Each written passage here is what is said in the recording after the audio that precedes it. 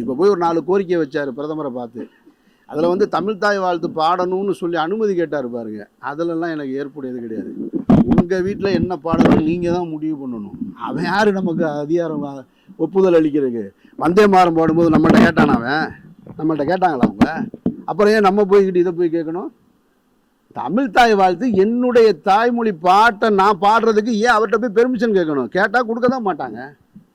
அதெல்லாம் கேட்டதுல எனக்கு ஏற்புடையது இல்லை. இன்னொரு முறை அமீர் வந்து பாரத பிரதமரை அவன் இவனு பேசினா அவனை ஓட ஓட அடிச்சு துரத்தும். இது ஓப்பன் சேலஞ்சு. ஏடா நீ ஆடுக்கு கூட உறவு வச்சுக்கிட்டா என்னன்னு கேட்கிற பொறுக்கி நீலாம் பாரத பிரதமர் பேரை சொல்லமா? நீ உனக்கு அவ்வளவு திமிரா? உனக்கு அவன்லாம் மனுஷனே கிடையாது. அமீர் மாதிரி ஒரு கேடு கட்டவன் பாரத பிரதமரோட பேரை சொல்ல கூட தகுதி இல்லாதவன், அவர் கால் நகத்துல இருக்க தூசிக்கு கூட பெறாதவன். பாரத பிரதமரோட பேரை சொல்ல அவனுக்கு தகுதி இருக்கா? இவெல்லாம் வந்து இன்னைக்கு ஒரு ஆளுநி முன்னாடி எதுக்கு மைக்க நீட்டுறாங்க மீடியாக்காரங்க? இவன் அரசியல் கட்சி தலைவரா இல்லை ஏதாவது ஒரு பெரிய இதில் இருக்கணும்? இவன்ட்டு எதுக்கு மைக்க நீட்டுறாங்க? வந்தே மாதரத்தை முதல்ல பண்ணுமா அதை சொல்ல நீ யாரா? வந்தே மாதரம் பண்ணா உனக்கு என்ன பிரச்சனை?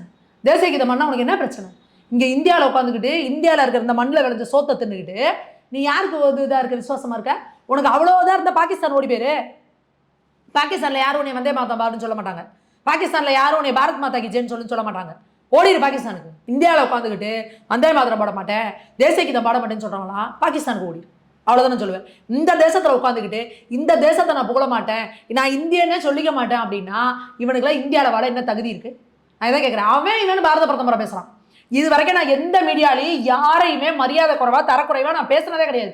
ஆனால் அமீர் எப்போ வந்து நீ பாரத பிரதமர் அவன் பேசுறியோ உனக்கு என்னடா மரியாதை வேண்டி கிடக்கு?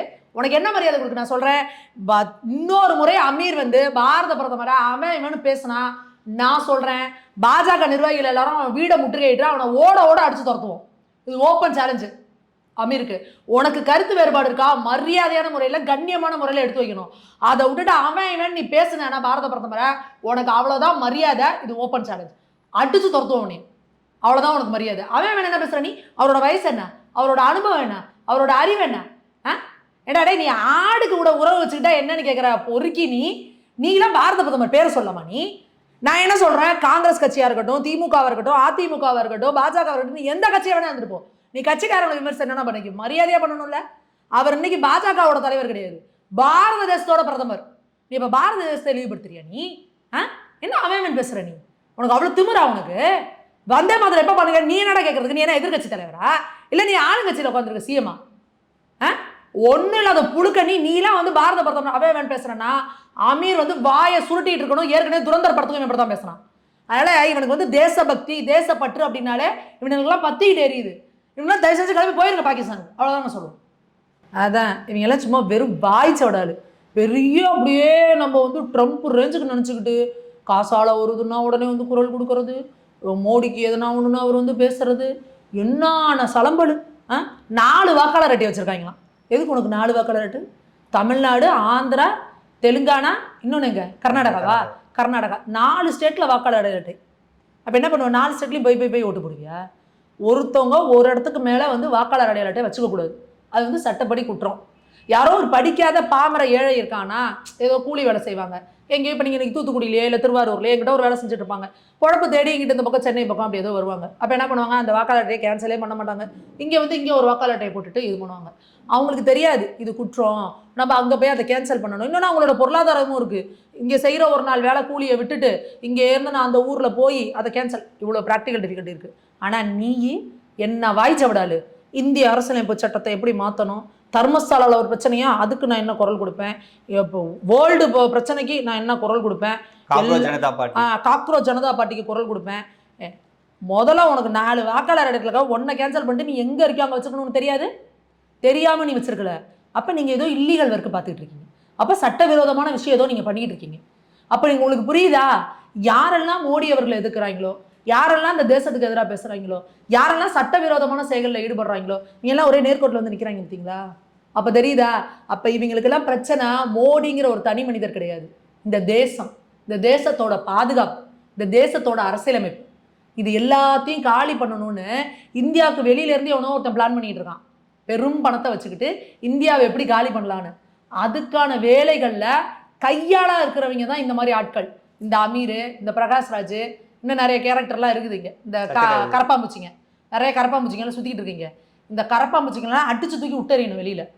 ஏன்னா இங்கே வந்து மோடி அவர்கள் அடுத்து ஆட்சிக்கு வராரா, யோகி அவர்கள் அடுத்து ஆட்சி புரியுறாங்களா, பாரதிய ஜனதா கட்சி ஆட்சி புரியுதா, இது எல்லாமே அடுத்த விஷயம். அரசியல்.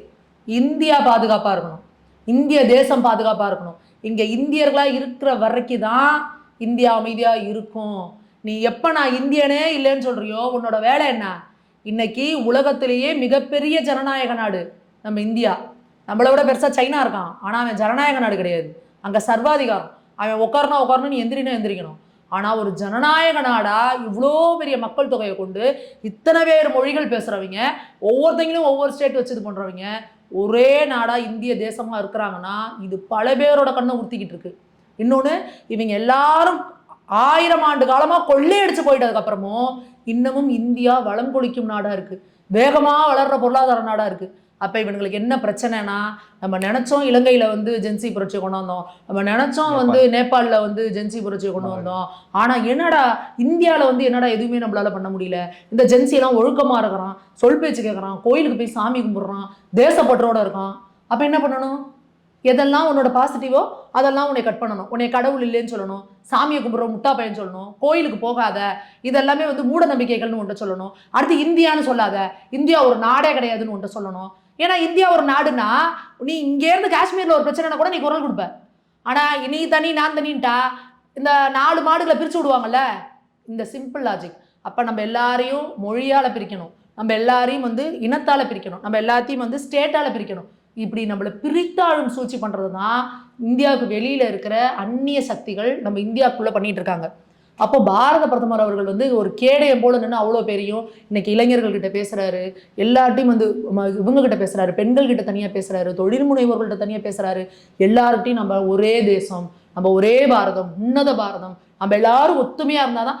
ஸ்கூலில் உங்களுக்கு சொல்லி கொடுத்துருக்காங்கல்ல, ஒன்றுபட்டால் உண்டு வாழ்வு, ஒற்றுமை நீங்கி நம்ம அனைவருக்கும் தாழ்வுன்னு. ஸ்கூலில் இன்னைக்கு அந்த ஸ்கூல் பாடப்புத்தகத்தில் ஏதாவது இருக்கா அந்த பாட்டெலாம்? இந்தியர் என்பதில் பெருமை கொள்வோம், இணைந்தே இன்னும் பல சாதனை புரிவோம். நம்ம ஸ்கூல் புக்கில் எல்லாத்துலேயும் பின்பக்கம் இருக்குமா? இன்னைக்கு இதெல்லாம் இருக்கா? அந்த வார்த்தைகள்லாம் கிடையாது. அப்போது திட்டமிட்டு கிராஸ் ரூட் லெவலில் இன்னைக்கு இளைஞர்களை வந்து மூலச்செலவு பண்ணிக்கிட்டு இருக்கிறாங்க. ஆனால் இந்தியா போன்ற தேசத்தில் அது செல்லுபடியாகாது. ஏன்னா இன்னமும் இந்தியாவில் நம்மளோட குடும்ப அமைப்பு ரொம்ப ஸ்ட்ராங்காக இருக்குது. இன்றைக்கும் அப்பா அம்மா அதட்டினா உட்கார்ற பசங்க இருக்காங்க, அப்பா அம்மா பர்மிஷன் இல்லாமல் வெளியில் போகாத பசங்க இருக்காங்க. அப்போ நீங்கள் என்ன பண்ணுறீங்கன்னா, பேரண்ட்ஸோட கண்ட்ரோல் இல்லாமல் தனியாக வர்றது என்னன்னா இன்ஸ்டாகிராம். ஏன்னா நீங்கள் அவன் செல்லை வச்சுட்டு உட்காந்து எதையோ பார்த்துட்டு இருக்கானா, பேரண்ட்ஸுக்கு தெரியாது அவன் ஏதோ சும்மா ரீல்ஸ் பார்த்துக்கிறான், ஏதோ என்டர்டைன் பண்ணிட்டு இருக்கானு.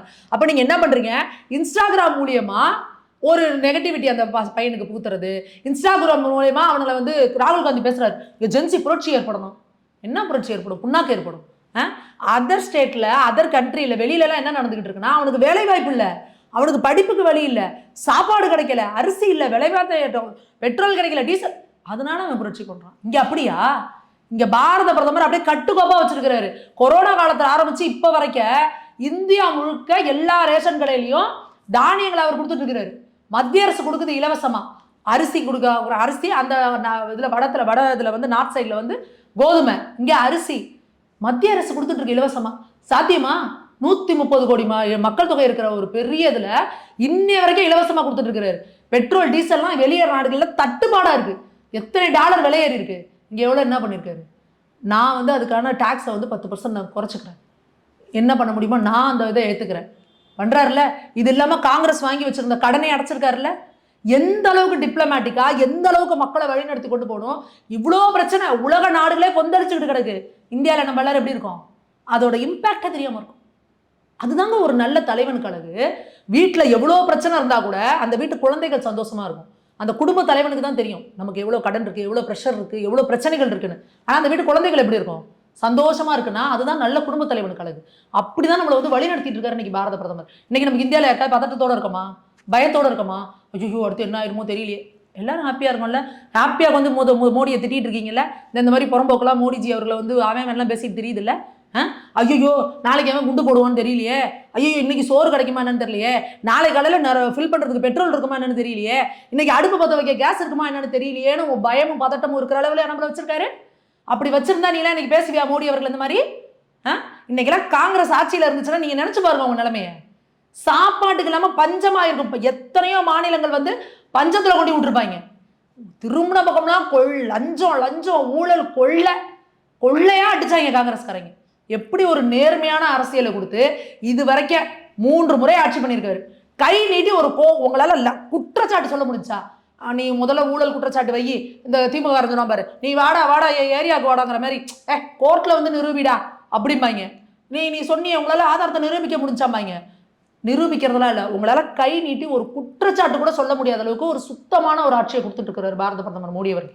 அப்போ இன்னைக்கு இருக்கிற இளைஞர்கள் புரிஞ்சுக்கணும், நம்ம தேசத்தை சுத்தி என்ன மாதிரியான பிரச்சனைகள் ஓடிக்கிட்டு இருக்கு, எவ்வளோ பாதுகாப்பு இதில் நம்ம இருக்கிறோம், நம்ம எல்லாரும் ஒற்றுமையா இருக்கிறது தான் நம்மளோட மிகப்பெரிய பலம் அப்படிங்கிறத இன்னைக்கு இருக்கிற ஜென்சி கிட்ஸ் புரிஞ்சுக்கணும்.